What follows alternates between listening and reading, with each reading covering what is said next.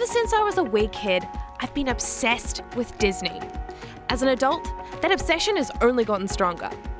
But I'm Polynesian and the Disney princesses, why not? So when I heard that Ron Clements and John Musker, the guys behind Aladdin, Hercules, Little Mermaid, Princess and the Frog, were setting their next film in the world of Polynesian myths and legends, I had to find out more. They're kinda cute. Moana is set in the South Pacific among a world of Polynesian myths and legends and features the talents of Dwayne "The Rock" Johnson, Taika Waititi and Hamilton's Lin-Manuel Miranda. With a budget of over $100 million, it's one of the year's most anticipated movies.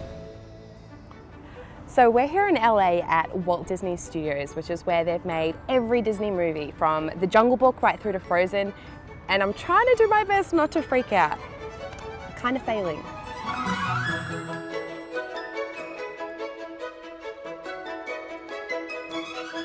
When you guys first started working together, did you have any idea or inkling that you would continue to work together in this professional partnership decades later?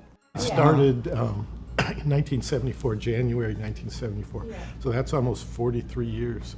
He was a supervising animator, so I was a lowly, new fledgling animator. He was already well established, and so I had to listen to his rants, you know, as he would demand things. I never ranted. He was ranting from one end of the day to the next. Friendship was formed out of that feeling of like, why don't people like these ideas we have? They're good ideas.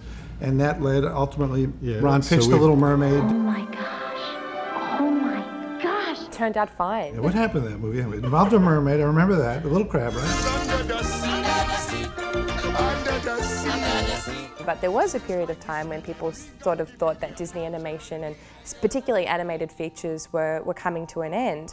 And then The Little Mermaid kind of changed all that. Movies were getting more expensive, the audience was sort of declining, it was stigmatized as a thing just for little kids almost, and other movies were being made cheaper. It was a tough time. Yeah. And then things got a lot better.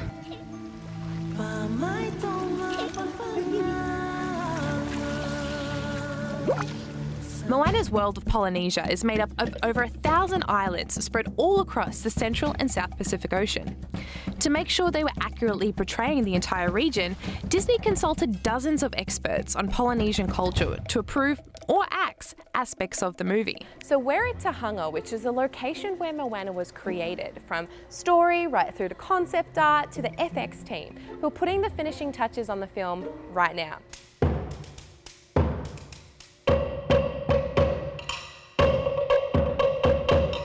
It's exciting because a lot of people, it's going to be maybe their first introduction to Polynesian culture. I mean, everybody that I've met on the team has taken so much time and energy and effort and heart to understand a lot of the essence of our Polynesian cores and values.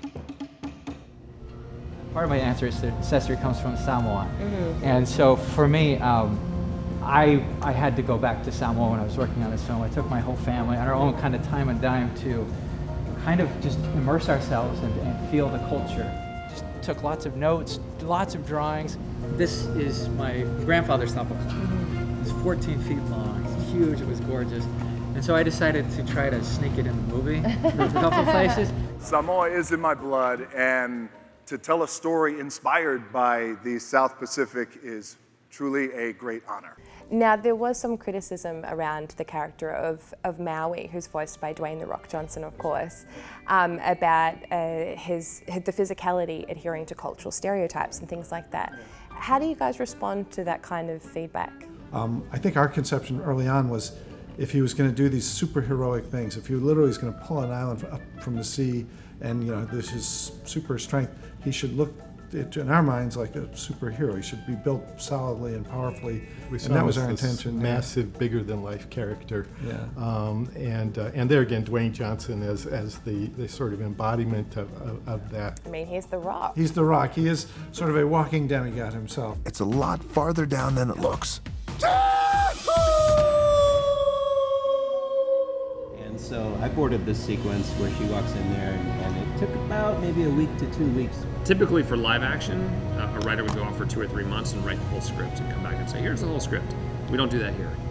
I will go out for maybe 2 or 3 days and try to write as much as I can. We do drawings in the middle of the room, just spontaneous sketches. I mean, do you throw these out, or does somebody just is someone just Sometimes collecting they collect these them. for their personal Sometimes collection? Sometimes I would be that person. I'm just going to keep these. Yeah, I'll just hold on to them. Yeah, don't worry about it, guys. It's totally fine.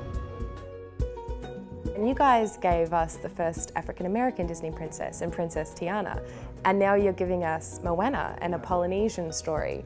Are you conscious of the fact of how important this is going to be to little brown girls growing up everywhere, that they're going to have Moana as a role model? Rachel House, who's an actress who does this marvelous voice, and she was saying to us, you have no idea how much impact this is going to have on poly girls there, that that they can really see someone who looks like them and who can have dreams. And we always saw it as an empowerment story. So I really hope, and if this can be a source of pride and empowerment for young women of the Pacific Islands, I think it would be a wonderful thing. Ron, John, thank you so much for your time, and thank you so much for my childhood.